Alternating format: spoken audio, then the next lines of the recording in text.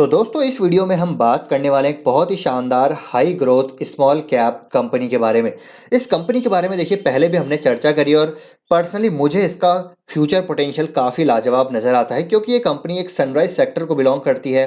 Fundamentally बहुत strong company है, अपने सेगमेंट की ये लीडर कंपनी है, मैनेजमेंट बहुत शानदार है।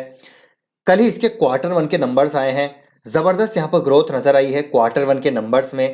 तो यहाँ पर इस कंपनी के रिगार्डिंग काफ़ी सारी चीज़ें मैं आपको इस वीडियो में बताने वाला हूँ। नंबर्स को भी एनालाइज करेंगे, टेक्निकल चार्ट पे क्या लेवल्स हैं, सारी चीज़ों के बारे में डिस्कस करेंगे। तो वीडियो को आप पूरा ज़रूर देखिएगा। लेकिन आगे बढ़ने से पहले आपको कहना चाहूँगा, एक कम्युनिटी पोस्ट यहाँ पर दोस्तों आज डाला है, इसमें आप ज़रूर पार्टिसिपेट कीजिए, वोटिंग कीजिए। अभी तक 76 वोट हो चुके हैं।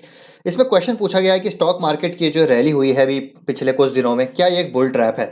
तो ज़्यादातर का अभी तक कहना है कि 75% लोगों का कहना है कि ये बुल ट्रैप है, 25% बोल रहे हैं कि नहीं, यहाँ से हमको रैली अब जो है कंटिन्यू होती हुई देखने को मिलेगी। तो एक्चुअली इस पोल का यहाँ पर जो एजेंडा है वो ये है कि एक मार्केट, जनरल मार्केट सेंटिमेंट पता चलता है कि क्या यहाँ पर लोग सोच रहे हैं, बेसिकली रिटेल निवेशक क्या सोच रहे हैं। और यहाँ पर अक्सर मार्केट देखिए रिएक्ट करता है बिल्कुल उल्टा, जैसा यहाँ पर ज़्यादातर जो कंसेंसस व्यू होता है उसके मार्केट विपरीत रिएक्ट करता है। तो यहाँ पर सब बोल रहे हैं कि बुल ट्रैप है, लेकिन क्या पता यहाँ से मार्केट हमको रैली करता हुआ देखने को मिले।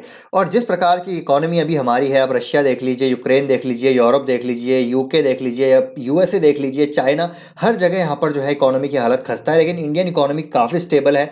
तो पर्सनली मुझे भी ऐसा लगता है कि बुल मार्केट की सुनामी आने से पहले एक दो झटके ज़रूर आएंगे।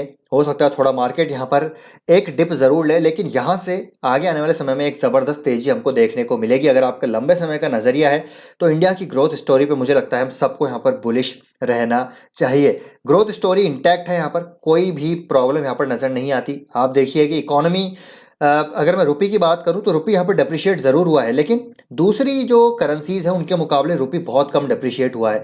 तो डेफिनेटली एफआईएस को यहाँ पर आना पड़ेगा, झक मार के आना पड़ेगा। तो यहाँ पर हमको निवेशित रहना है, अच्छी कंपनीज में निवेशित रहना है, सनराइज सेक्टर में निवेशित रहना है। चलिए दोस्तों इसी नोट पर वीडियो की शुरुआत करते हैं। और ये कंपनी कौन सी है? तो ये कंपनी है one and only green panel, MDF segment में मार्केट लीडर कंपनी है। कल ही इसके क्वार्टर वन के नतीजे आए हैं।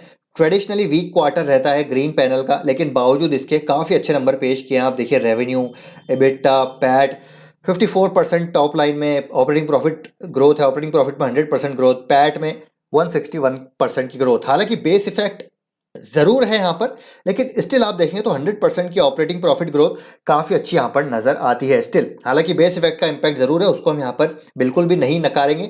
अगले क्वार्टर से जो नंबर आएंगे दोस्तों वो प्योर नंबर्स होंगे जो हमको देखने चाहिए, लेकिन इस क्वार्टर में थोड़ा बेस इफेक्ट हमको हर कंपनी में देखने को मिल रहा है। और जून की बात करें तो मैं आपको एक बार जून का क्वार्टर दिखाना चाहूँगा ग्रीन पैनल का। तो आप देखिए 2020 में लॉकडाउन था तो यहाँ पर ऑपरेटिंग प्रॉफिट मार्जिन नेगेटिव थे। जून 2021 में हमको पता है कि यहाँ पर जो डेल्टा वेरिएंट था उसका जो थोड़ा सा इश्यूज था, तो यहाँ पर ऑपरेटिंग प्रॉफिट कम थे। अब की बार बेस इफेक्ट की वजह से थोड़ा सा बढ़ते हुए नजर आए operating profit margin year on year, लेकिन अगेन यहाँ पर नंबर्स की ग्रोथ जिस हिसाब से है तो यहाँ पर ओवरऑल आप देखेंगे तो नंबर्स अच्छे नजर आ रहे हैं। शेयर होल्डिंग पैटर्न भी आप देख सकते हो, उसमें यहाँ पर एफआईएस ने अपने स्टेक बढ़ाए हैं, कंटिन्यू 4 क्वार्टर से एफआईएस अपने स्टेक बढ़ा रहे हैं।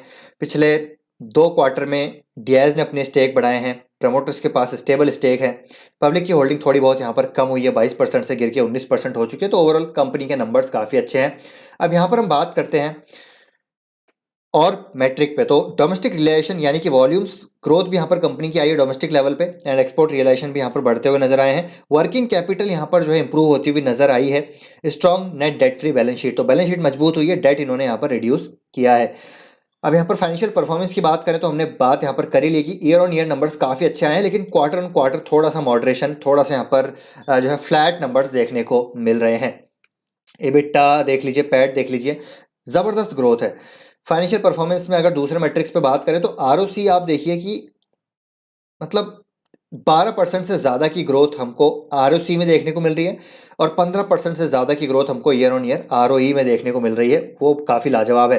ग्रॉस मार्जिन इंक्रीज हुए, बिट्टा मार्जिन इंक्रीज हुए, बिट मार्जिन, नेट मार्जिन, यहाँ पर अच्छी ग्रोथ हमको देखने को मिल रही है। चलिए अब इंडस्ट्री ओवरव्यू की बात करते हैं कि एमडीएफ में यहाँ पर क्यों ज़बरदस्त जो है अपॉर्चुनिटीज़ नज़र आती हैं, और इसके बारे में दोस्तों हमने पहले भी चर्चा करी, एक बार फिर से बात करते हैं। तो देखिए एमडीएफ का जो मार्केट है इंडिया में 2021 में करीब 3200 करोड़ का है। था अभी 2026 में 5,000 करोड़ का हो जाएगा। तो यहाँ पर जो ग्रोथ है वो हाई डबल डिजिट्स में हमको इंडस्ट्री लेवल पे आती हुई देखने को मिलेगी। तो अगर सेक्टर लेवल पे डबल डिजिट ग्रोथ आएगी तो आप समझिए कि यहाँ पर जो सेगमेंट लीडर है वो कितना ग्रो कर सकता है। और मैनेजमेंट ने हर बार यहाँ पर 20% की ग्रोथ गाइडेंस दी है और अब की बार भी आप देखिए कि हमको 20% की ग्रोथ यहाँ पर उससे इनफैक्ट कई ज़्यादा ग्रोथ आती हुई देखने को मिल रही है। एमडीएफ कंजम्पशन अगर इंडिया की बात करें तो 1.75 सीबीएम है, यानी कि क्यूबिक मीटर है। वहीं चाइना 50 क्यूबिक मीटर का कंजम्पशन है। तो आप देखिए कि अंडर पेनिट्रेशन कितना है एमडीएफ सेगमेंट में। और हमने पहले भी बात करी है कि प्लाईवुड का जो मार्केट है वो लगातार यहाँ पर रिड्यूस हो रहा है। और इस चार्ट से आपको पता चलेगा कि जो रेस्ट ऑफ द वर्ल्ड की बात करें तो प्लाईवुड का मार्केट शेयर है 30% का। इंडिया का जो प्लाईवुड का मार्केट शेयर है वो 90% अभी भी प्लाईवुड यूज़ हो रहा है। 2030 में 50% हो जाएगा प्लाईवुड। और एमडीएफ की बात करें तो अभी एमडीएफ 70%, मतलब दुनिया में 70% जो है मार्केट शेयर एमडीएफ का है। तो प्लाईवुड ऑलमोस्ट यहाँ पर रिप्लेस हो चुका है बाय एमडीएफ। इंडिया का जो मार्केट शेयर है वो अभी 20% का है एमडीएफ में, लेकिन 2030 तक ये 50% तक हो जाएगा। तो आप देखिए दोस्तों कितना जंप यहाँ पर हमको देखने को मिलेगा। तो यहाँ पर अगेन काफ़ी सारे जो है पॉजिटिव ट्रिगर्स हैं एमडीएफ को लेकर। हाउसिंग मार्केट्स की बात करें, गवर्नमेंट स्कीम्स की बात करें, तो ये सारी चीज़ें यहाँ पर देखने को मिलती है। इंडस्ट्री ओवरव्यू आप देखिए कि यहाँ पर लगातार इंडस्ट्री साइज हमको बढ़ता हुआ देखने को मिल रहा है। क्यूबिक मीटर्स में आप देखिए कि यहाँ पर ग्रोथ जो है अराउंड 20 से 25% तक की हमको आती हुई देखने को मिल सकती है। It is expected to witness a CAGR of 2025। इसीलिए ये कंपनी की बात मैं पोटेंशियली क्यों बात करता हूँ कि फ्यूचर अच्छा नज़र आता है। अब यहाँ पर दोस्तों पीयर कंपैरिजन भी करना ज़रूरी है। तो अगर हम देखिए स्टैंड कहाँ करती है ग्रीन पैनल कैपेसिटी की टर्म्स में, तो 6,60,000 जो है मेट्रिक टन की इनकी कैपेसिटी है। वहीं अनऑर्गेनाइज्ड मार्केट अभी काफ़ी बड़ा है, तो यहाँ से ही मार्केट शेयर आएगा। प्लाईवुड का मार्केट शेयर खत्म होगा, एमडीएफ का मार्केट शेयर बढ़ेगा। सेंचुरी प्लाईवुड का 2 लाख जो है यहाँ पर टन की कैपेसिटी है। रशिल डेकोर की 3,30,000 की है। एक्शन टेसा की 4 लाख की है। तो ग्रीन पैनल यहाँ पर ज़बरदस्त नज़र आता है। लिस्टेड एंटिटीज़ में अगर हम बात करें, ऑर्गेनाइज सेक्टर की बात करें तो ग्रीन पैनल यहाँ पर लीडर है। अब यहाँ पर कंपनी के कुछ अचीवमेंट्स को देखना भी ज़रूरी है। तो क्या अचीवमेंट है, तो capacity of MDF increased by 5,40,000 CBM to 6,60,000 CBM. तो यहाँ पर इन्होंने अपनी कैपेसिटी को, यहाँ पर एमडीएफ की कैपेसिटी को बढ़ा लिया, एनुअली यहाँ पर बढ़ाया है। वैक्स इमल्शन सिस्टम इंस्टॉल्ड इन्होंने किया है during the year to reduce wax consumption in MDF production to the tune of 30%।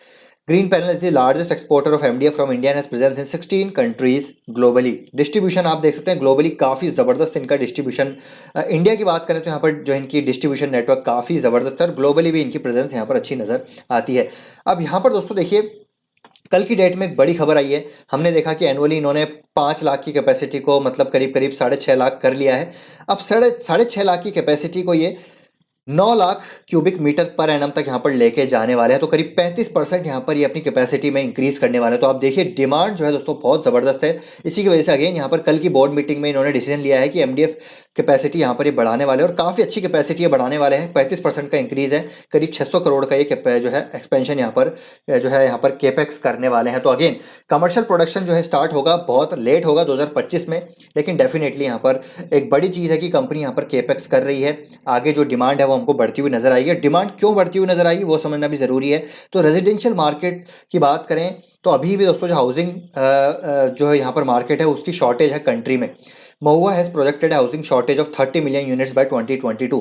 तो हाउसिंग शॉर्टेज है, गवर्नमेंट की काफ़ी सारी स्कीम्स हैं। अफोर्डेबल हाउसिंग को लेकर बहुत बड़ा एक यहाँ पर स्कीम यहाँ पर गवर्नमेंट ऑलरेडी चला रही है। तो ये शॉर्टेज है अभी भी दोस्तों। यहाँ पर देखिए हाउसिंग यूनिट्स हमको बढ़ती हुई नजर आएगी आगे आने वाले समय में।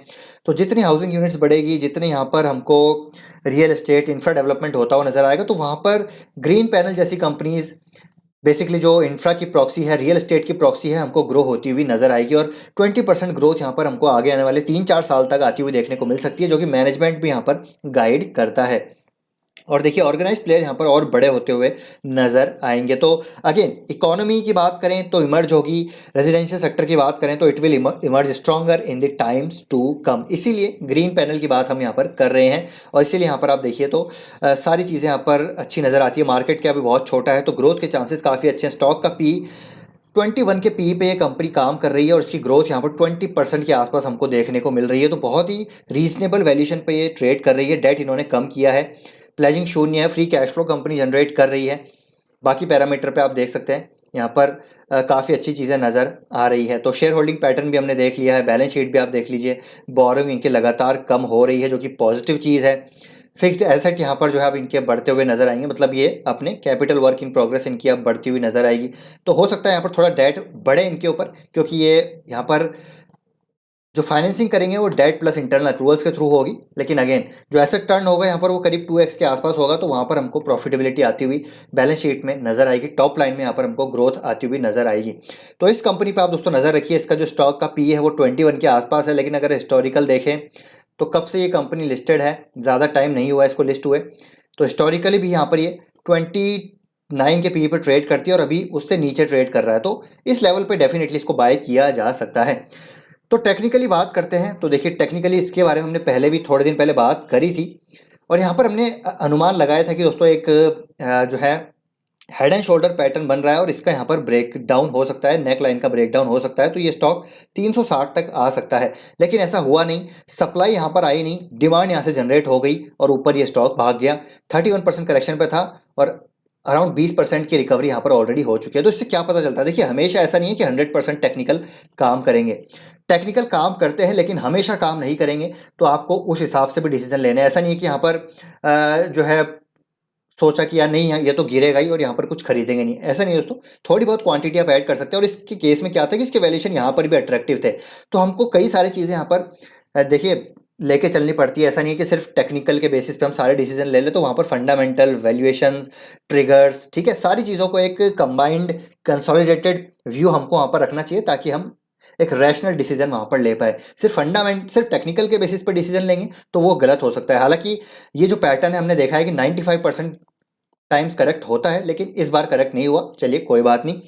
लेकिन इसको बाय कहाँ करें क्वेश्चन है, तो थोड़ा सा रिट्रेसमेंट इसमें आने दीजिए। यहाँ पर आएगा करीब 50 डे मूविंग एवरेज के आसपास, करीब 470 के लेवल के आसपास आता है, तो यहाँ पर बाय कर सकते हैं। लेकिन इस लेवल पे मुझे लगता है वैल्यूएशन अट्रैक्टिव है, तो आप एसआईपी करना इसमें चालू कर सकते हैं। अगर आपको लगता है कंपनी अच्छा करेगी, भविष्य में अच्छा करेगी, आप अपनी रिसर्च भी कीजिए, अपना ड्यू डिलिजेंस पूरा कीजिए, उसके बाद आप अपने यहाँ पर डिसीजन ले सकते हैं। तो आई होप दोस्तों ये वीडियो आपको इन्फॉर्मेटिव लगा होगा। वीडियो पसंद आया तो लाइक कीजिए, शेयर कीजिए, चैनल को सब्सक्राइब कर लीजिए। मिलते हैं आपसे नेक्स्ट वीडियो में। Till then take care, bye bye.